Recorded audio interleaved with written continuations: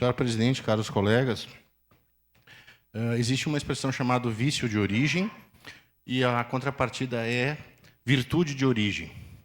Então, nesse caso, a virtude de origem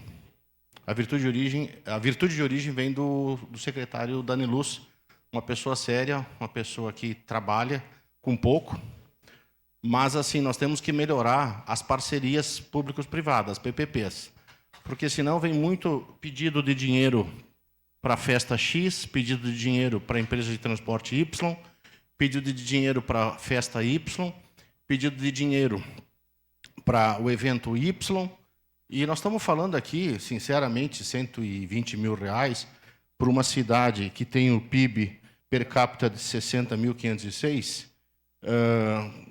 e o PIB nosso é uma empresa que tem, uma cidade que tem Randon, Marco Polo, isso aí deveria ser resolvido via uma PPP, via uma parceria público-privada, rapidinho, né? E não perdermos um tempo aqui, me permitam, discutindo esses 120 mil aí para a decoração da Páscoa. Outra coisa que eu queria dizer é que é muito importante, e mais importante que o evento e o embelezamento, é a limpeza e segurança. Melhor atração de turista para qualquer cidade. Eu lembro quando visitei uma cidade chamada Águas de Lindóia, a cidade tinha água mineral nas fontes, na cidade, né? E nem era tanto isso. O que atraía mais as pessoas era a limpeza e a segurança. Esse é o grande investimento que temos que ter. Votarei sim pela virtude de origem, e não pelo vício de origem, pela pessoa. Obrigado.